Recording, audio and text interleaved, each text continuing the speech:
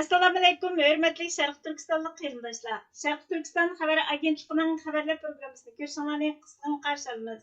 Tövəndə təfsili məzmununu diqqətinizə sunumuz.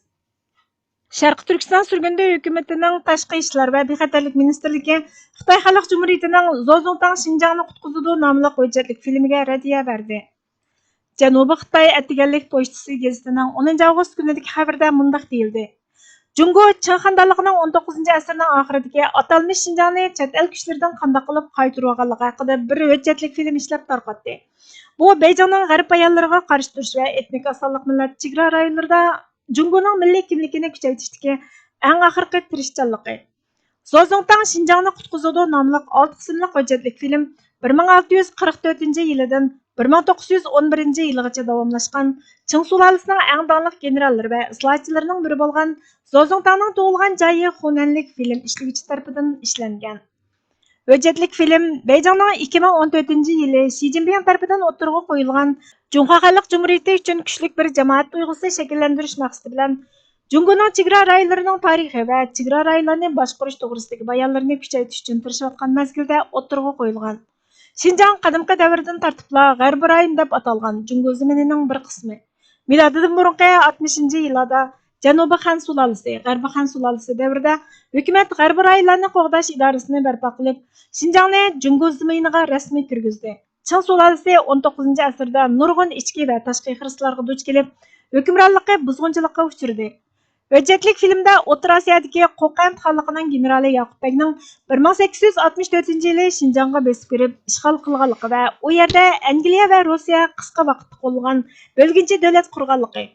Yoqubbekning ba'zi tashkilotini o'z ichiga olgan zamonaviy islom asliyatchilarining hurmatiga sazovor bo'lganligi, islom xalifaligi qurmoqchi bo'lgan jihadchi ekanligi va qahramon deb nom berilganligi tasvirlangan.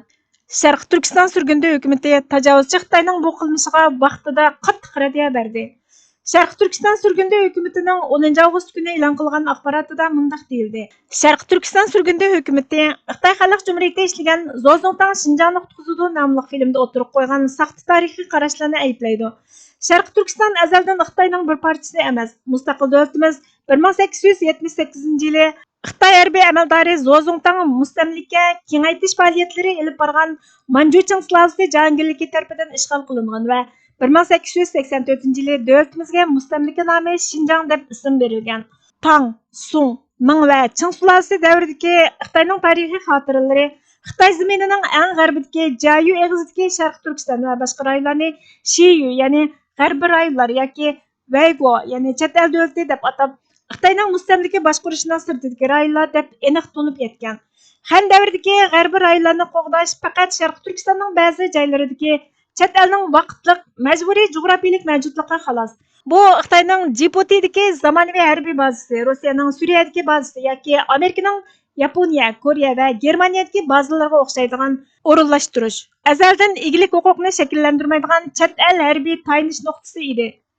1878-yili Xitoy Qing sulolasining ishg'oliyati Xitoy Xalq Cumhuriyetining harbiy tajovuzchiligi va 1949-yilning oxiridagi ishg'ol qilinishdan ilgari 20-asrda Sharq Turkiston ikki qatam mustaqilligini asliga keltirib, jumhuriyat e'lon qildi. Hozirgi Xitoy Xalq Cumhuriyetining ishg'oliyati chet elning mustamlikasining hukmronligini davomlashtirish bo'lib, nupus qurilmasini o'zgartirish, siyosiy bostirish, kultur yo'qotish va irqiy qirg'inchilik orqali milliy kimligimizni va mavjudligimizni yo'qotishni maqsad qiladi. Sharq Turkistondagi birdan-bir chet el kuchlari Xitoyning ishg'oliyat armiyasi dedi. Sharq Turkiston surgunda hukumatining mazkur raddiyasi turli axborot vositalarida bayon qilindi. Chubyanal xabar torining 11 avgust kunidagi xabarda mundaq deyildi. Sharq Turkiston surgunda hukumati Xitoy Xalq Cumhuriyeti ishlagan Zozongtang Şinjanni qutquzudu nomli filmda o'tirib qo'ygan saxta tarixiy qarashlarni aybladi. Sharq Turkiston surgunda hukumati bayonotida Sharq Turkistonning hech bir vaqt Xitoyning bir parchasi emasligini qayta ta'kidladi. Filmning hikoyasini mustamlikachilik hukmronligini aqlashga urinish deb tanqid qildi.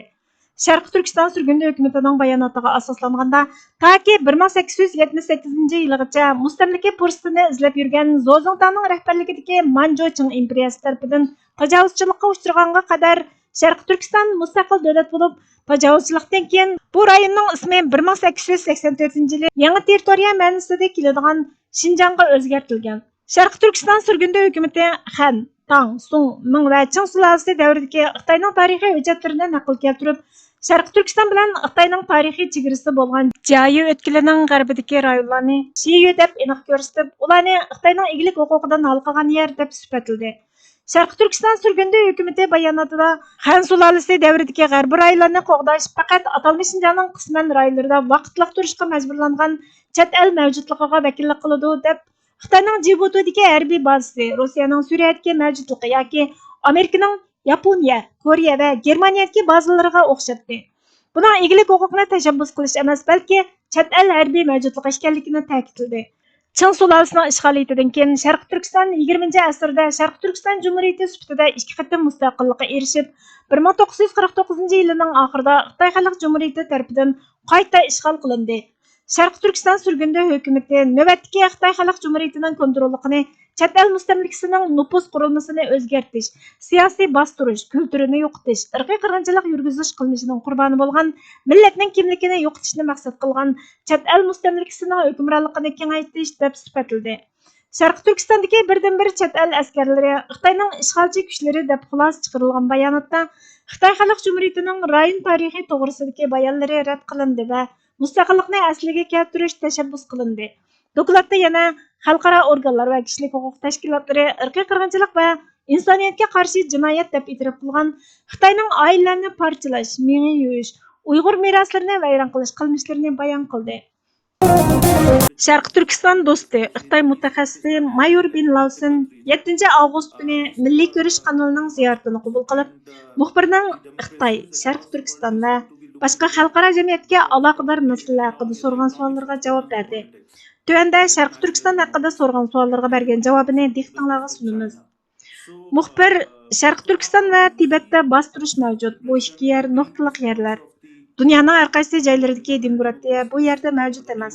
Xalqaro sahnada balki hozir iqtisod siyosatni boshqaradi. Har kim Xitoy bilan tijorat qilishni xohlaydi. Bu bostirishga qarshi dunyoning erkinlik, demokratiya chaqiriqlarining javobi nima bo'lishi kerak? Sizningcha biz Sharqi Turkiston uchun biroz ko'proq qadam olishimiz kerakmi? Buningga qanday qaraysiz deb so'rganida Bin Lausen apandi, rahmat. Bu menimcha intayin muhim bir savol.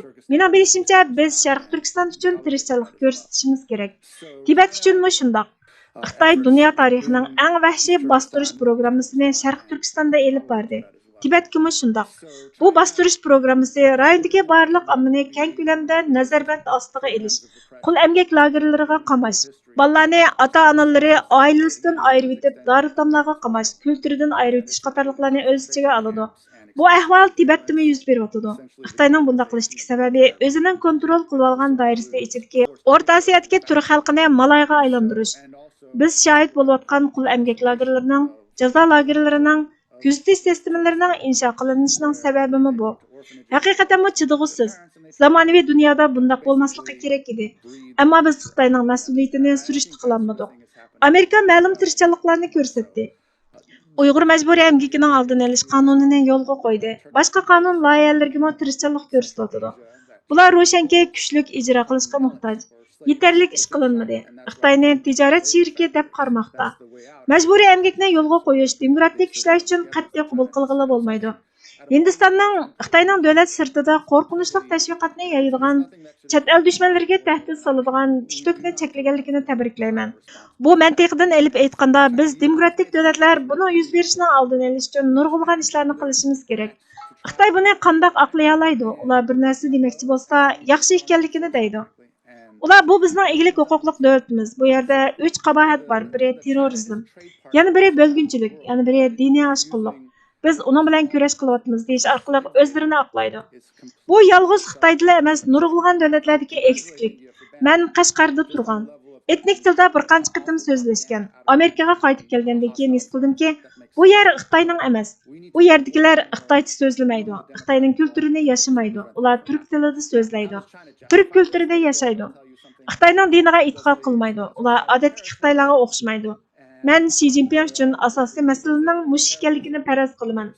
U bundan qutulmoqchi. U har qanday farqli shakllarga sabr qila olmaydi.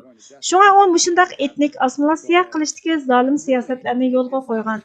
Ichki Mong'oliya va Tibetga aloqador ishlarni Xitoy o'zining gapini yo'rg'iltidi. Sharq Turkistonda bek nachar bo'lishi mumkin. Ben birinden yana birining ahvoli nachar deb selishtirma qilish niyatim yo'q. Demokratiyani yaqlaydiganlar bu yerda inson haqlaridan halqagan bir narsaning borligini ko'rishi lozim. Chunki navbatda inson haqlari uchun qilinadigan nurg'un ishlar bor deb o'ylayman. Strategik nuqtadan elib aytganda, Xitoy ojizlasa bu joylar parchalandi va shundoq bo'lishi kerak. Aniqki ular Xitoy emas, bo'libmi Sharq Turkiston va Tibet hech Xitoy emas. Xitoy asrlar bo'yi ularni kontrol qilib keldi. Keyingi asrda Sharq Turkistonda ikki qatam jumhuriyat qurildi. Bu joylar parchalandi. Biz demokratik kuch sifatida buni ko'rishimiz kerak. Harbiy harakat boshlatishimiz kerak deyishimizning bir zaruriyati yo'q. Bu yerlarda ayrim bir etnik va milliy kimlik mavjud. Orqamdagi chamda Sharq Turkistonning xaritasi e'zolab. Biz buni bilishimiz lozim. Strategik shu savolni, ya'ni biz nima qilishimiz kerak? Bu yerdagi insonlarga qanday yordam qilib, o'zimizni bexatar qila olamiz deb so'rashimiz lozim. Hozir mumkin bo'lmaydiganda ko'ringani bilan Xitoyning har qancha kuchli armiyasi bo'linadi. Biz bundan foydalanish uchun o'zimizni tayyorlashimiz kerak. Chunki Sharq Turkiston Tibet davlat sifatida mavjud bo'la oladi. O'rta Osiyo davlatlari bilan moslashib birlik bo'la olsa, o'zlarini muhofazat qila oladi. İnsanlar 2022 yılı Ukraynani o'zini qo'g'day olmaydi deb qaraydi. İnsanlarning deganidek bo'lmadi. Ular davlatini qo'g'day oladi. Sharq Turkiston va Tibet xalqi buni qila oladi. Hozir O'rta Osiyodagi davlatlarning kuchini Xitoy puli orqali kontrol qilib oldi. Balki Rossiyaning kuchi va yordami ma'lum darajada bo'lishi mumkin. Demokratik davlatlarning o'yinni yaxshi o'ynash fursati tug'iladi. Bu cho'qim ishga oshadi. Biz mushu o'yinni qo'lga keltirishimiz kerak dedi. Vatanga mansublanmak vafodorlikdir. Vatanga xizmat vafodorlikdir. Vatanga fidokorlik vafodorlikdir.